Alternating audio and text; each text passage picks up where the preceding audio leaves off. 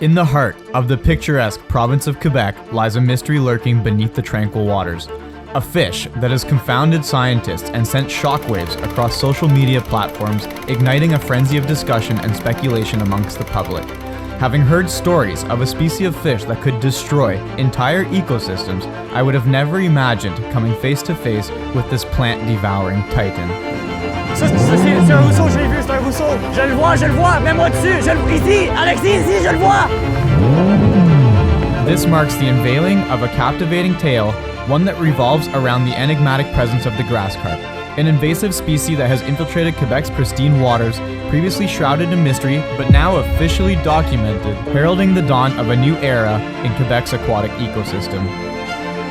Join us in this race against time, where every discovery brings us one step closer to unlocking the secrets of the elusive grass carp.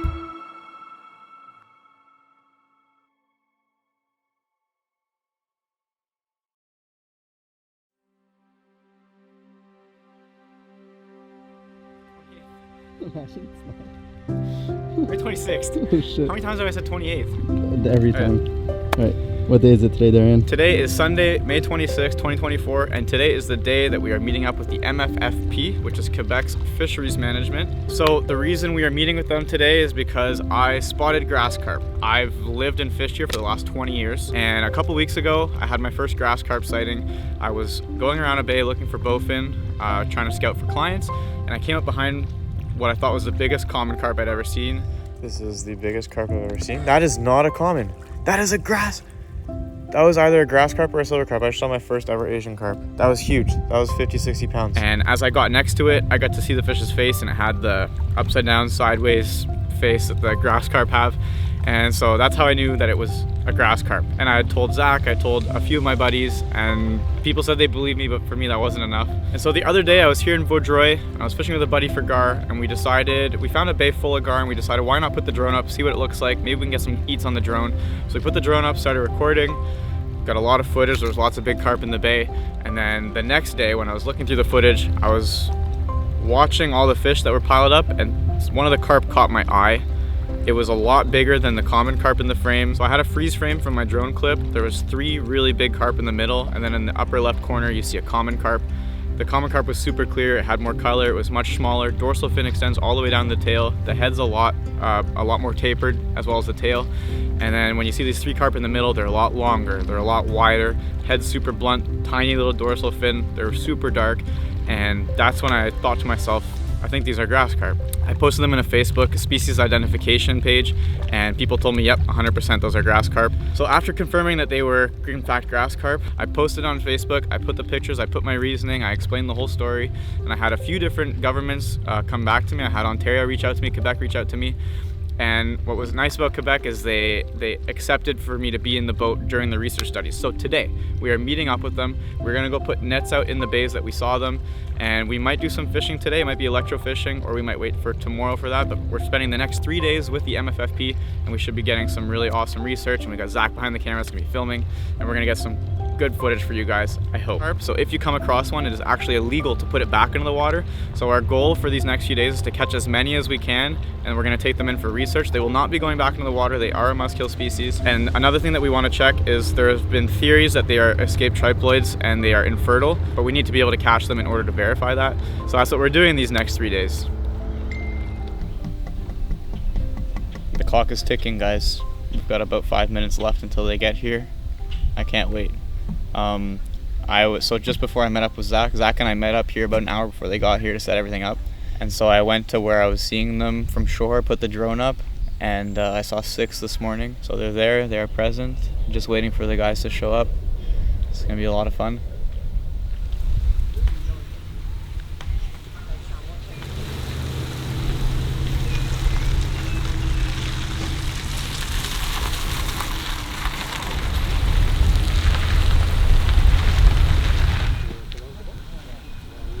Salut, ça va? T'as hâte? Ça va être cool. Enchanté. Darian, Alexis, Et toi, t'es? Marie. Marie, enchanté. Enchantée. Toutes les barrières qu'on va mettre, c'est un petit peu improvisé. Fait qu'on va comme essayer de toutes les mettre ensemble pour faire une grande barrière. Mon collègue Matou qui va venir tantôt, il devrait arriver bientôt, mais on va commencer sans lui là, pour essayer Parfait. de plus vite possible. Ouais. C'est bon? T'as-tu refait un tour récemment, voir s'ils sont encore dans le but? J'ai mis le drone tantôt avant de venir ici, puis j'en ai vu ce son-là, en même spot. Ils bougent pas. C'est excitant, ils sont là, c'est sûr. Ouais. Ok, bon ben, on va t'avancer ça si... OK.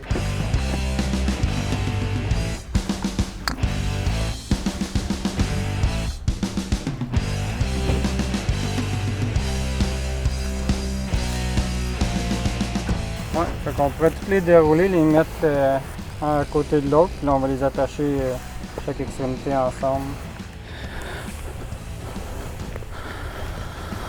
The long nets. What are you guys doing there, Ian? Unrolling nets. And then what? I don't know.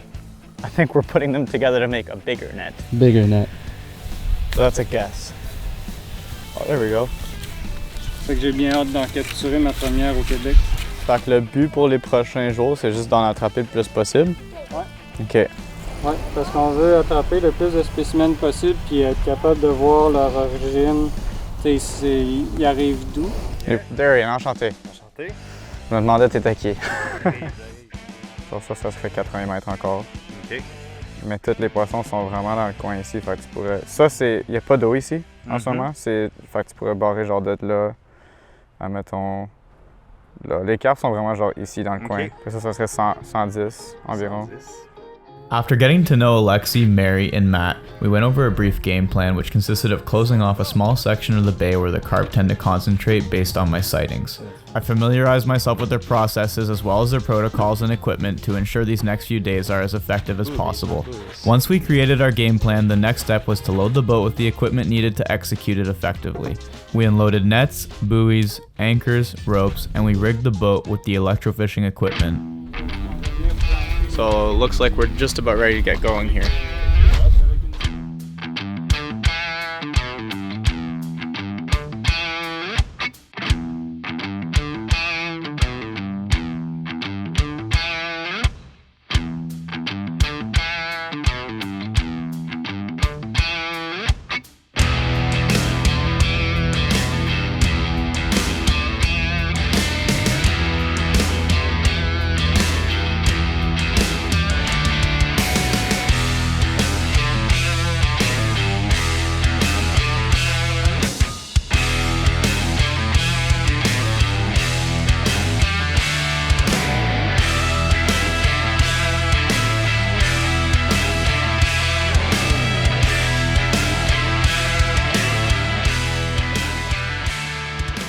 After a short boat ride over to the bay, the team and I got Zach to fly into the back of the bay with the drone to confirm that the carp were still located where I've been seeing them over the last few days.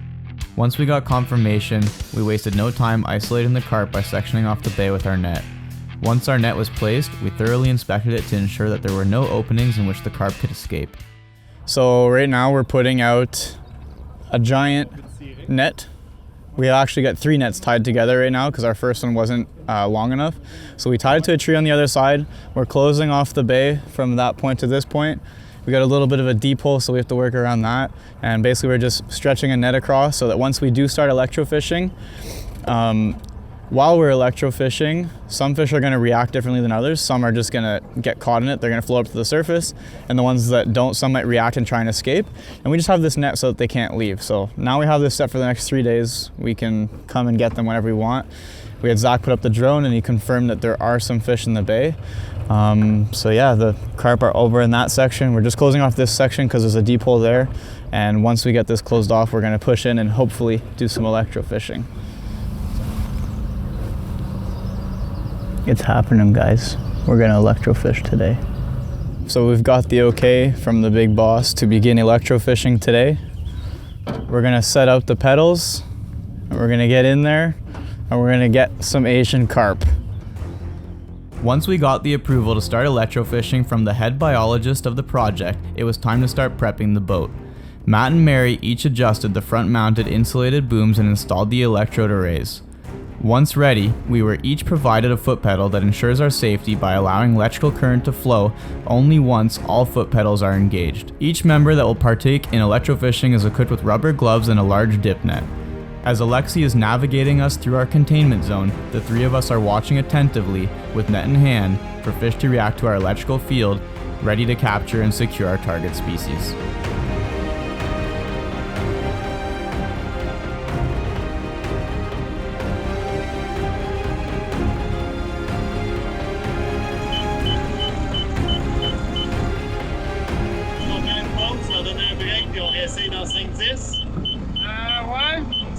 Si on tendance à toujours retourner au même endroit, peut-être que... Ouais. We're driving and I'll see them come up and you have like a split second to net them. I feel like if the small fish aren't reacting long enough, like if the small fish aren't getting caught by the electricity, like how is a big fish gonna get caught? After a few passes around our isolated area, we encountered many species such as bowfin, largemouth bass, black crappie, and long-nosed gar, yet no signs of our target, the grass carp. With each pass that we made through the bay, it became increasingly more difficult to spot fish due to the water being stirred up, so we decided to retreat and let the water settle.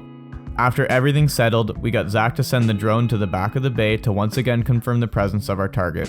Once we got confirmation that the fish were still in fact confined to our perimeter, a new sense of security was formed within our team. Our containment system was a success. So that's it for today. We did not manage to get any with electrofishing. Tomorrow we're back at it. We're gonna try a little bit of a different approach, and I'm feeling a lot better with that different approach. So we're back at it tomorrow, bright and early.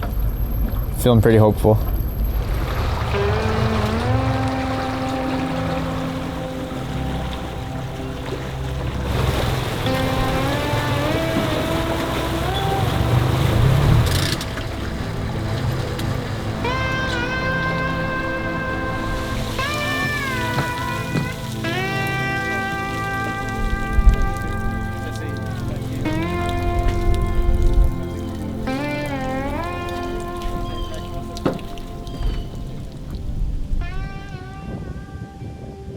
After no luck with yesterday's efforts, the team and I arrived at the launch bright and early where we came up with our new game plan for the day. We decided to take a different approach that has us feeling far more confident. The biggest question that we keep asking ourselves is, are the grass carp still secured in our containment zone, and what will it take to capture them? Yesterday we had pretty much the best conditions ever, and as we can see today, pretty much the worst conditions ever, calling for a lot of rain. But yeah, we have a new game plan, so we're putting in now. We're gonna go over to the bay and see what we can do. With day 2 throwing a new challenge at us, the weather made confirming the presence of the carp nearly impossible. The heavy winds and endless rain were going to make filming, boat control, and all other tasks a complete nightmare. Despite such conditions, we dropped the boat in the water and made our way to the research site. So our plan for today, we're gonna be using a gill net. We're gonna try and set a gill net across the middle of our containment right now. We've got about 6 carp in our containment, and our goal is just going to be to chase them around, spook them with both electricity and the motor, and try and spook them into our gill net, and hopefully we can get some results that way. With Matt absent, today I was promoted. I was given more responsibility, and the team depended on me to mirror Matt's role to the best of my ability. Our first step was to decide how we wanted to break down our containment zone and where we wanted to set our gill net. We came to the decision that we would place our net perpendicular to our containment.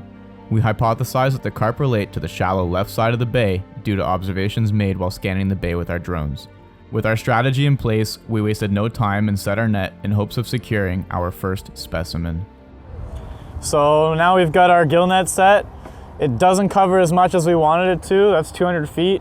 The other team that's coming in a couple hours has another one, so we're gonna extend it some more.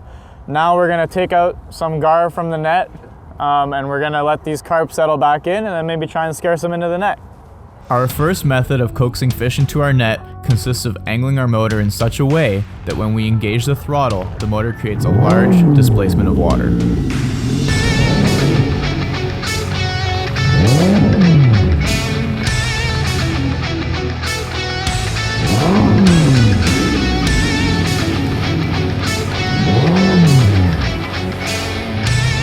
We spent 45 minutes disrupting the area that we isolated from the rest of our containment zone before checking the net to see if anything had swam into it. All right, so we just picked up the gill net. We did not get any carp that we wanted. We didn't get the grass carp, but we did get a couple fish, so I'm gonna show you those, and we're letting them go outside of our contained area just so that they don't come back and get caught again. So our first fish is a nice quillback. We're gonna go ahead and put her back.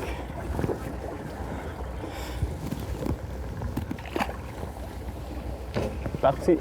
And our next one is a silver red horse. Put it back too.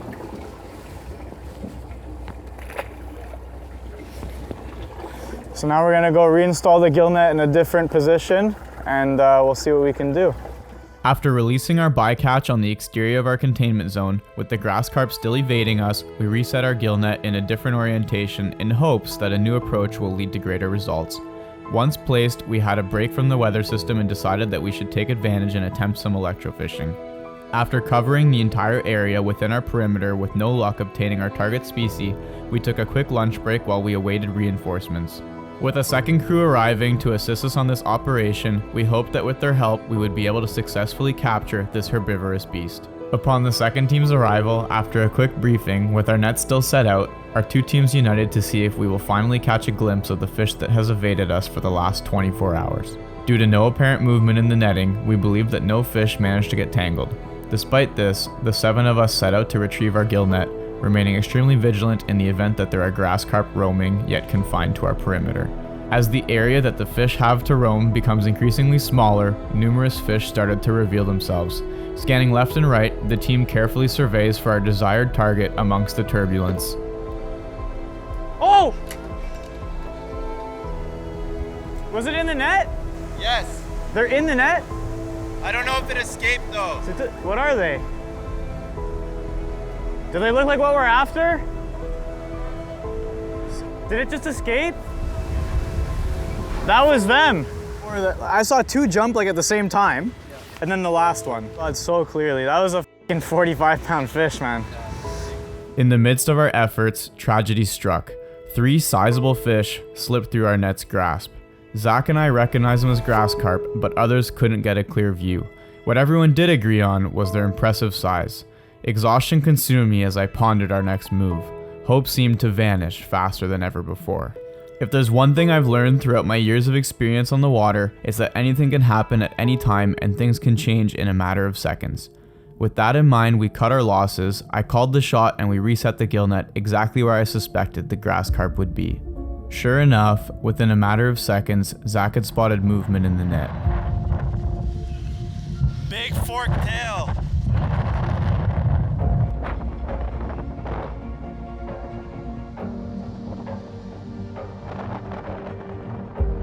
Il y en a un dans le filet, il y en a un dans le filet. J'ai vu le net, j'ai vu la queue. J'ai vu la queue, man, c'était ce qu'on cherche. Après la deuxième bouée, en avant de nous. J'espère que tout le monde est prêt. Il est dans le filet, c'est sûr. Oh, there's one right here, Darian, right here. Ça, c'est un rousseau, je l'ai vu, c'est un rousseau. C'est un rousseau, je l'ai vu. Gardez dans le filet. Je le vois, mets-moi dessus. Ici, Alexis, ici, je le vois. Je le vois ici, je le vois. Alexis, il y en a un direct là. C'est un rousseau, je l'ai vu. Come on! Alex! Attention! Attention aux roches! We got one!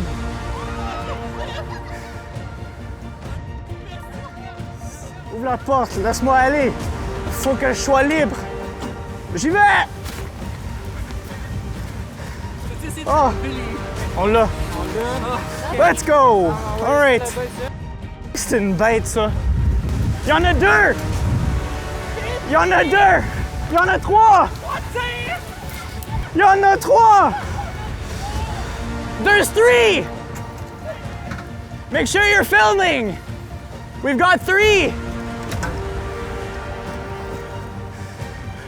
Il y en a 2 que c'est des rousseaux! Yes!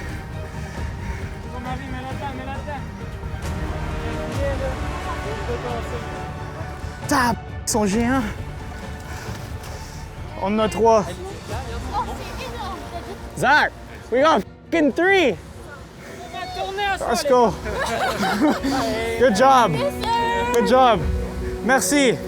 Merci à tout le monde. This is what dreams are made of. This thing has to be pushing 50 pounds. We're gonna get all that information. We got 3 in that last net. Couldn't be happier. Lots of teamwork involved in this. We're on day 2. We still got a whole day tomorrow. And there's still at least 3 more fish in our confinement. So we got 3. I think this is our biggest one. And this is pretty crazy. What an amazing feeling. Before we managed to finish setting our net on the far end, the team and I decided to bring it in as Zach had spotted movement in the water at the beginning of our spread. We alerted the other team that we had fish in our net. They quickly rushed over and both teams dropped members on shore. We pulled in the net from both ends, and to our surprise, we found not only 1, but 3 massive grass carp had been caught in our net. As a team, we ensured that no fish escaped our net this time around, and once the fish were finally secure on shore, we placed them into nets and rushed them over to the live well. These are my babies. Look at the lip on this. Ow. That's huge. Got crushing power. This is a 50 pounder, dude. Holy shit.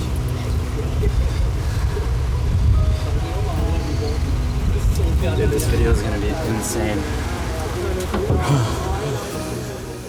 Look how fat they are. Man, I told bro I saw a grass carp. He said, okay. Look at how crazy these fish are. Good job, Alexis. Merci beaucoup pour ton aide. Un gros merci à toi, là. C'est ta mention qui nous a apporté ça, là. 3 belles spécimens dans le vivier. Breaking news. So these are the first live specimens they have. In Quebec, we've got 3. We've got lots of research to do on these. One of the bone structures is found in their heads. It's one of the most important bone structures. And when they are born, depending on the minerals in the body of water that they're born in, those minerals are what make up that bone structure. So that's why we got to keep the heads intact, and they're able to actually see where they come from just by that bone structure in their head. So this is gonna be pretty exciting. We're gonna get some good news. We got probably a 50 pounder, and the 2 other ones have to be over 30 for sure. Really, really exciting.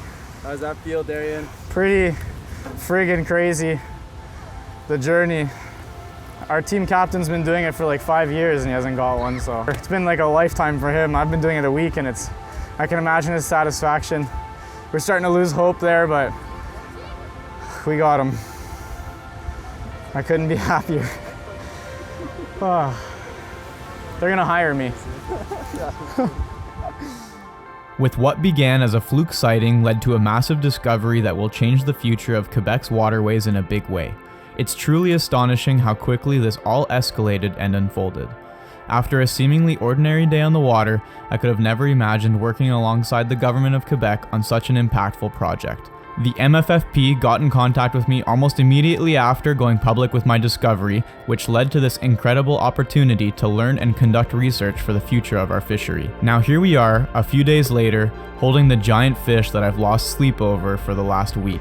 This entire journey wouldn't have been possible without the invaluable support of the MFFP, as well as the companies that keep me on the water, Shimano Canada and Striker brands. On that note, thank you all for coming along with me on this exciting journey. We encourage you to share this project with friends, family, and fellow anglers in order to spread awareness of the threat of grass carp and other invasives in our waters.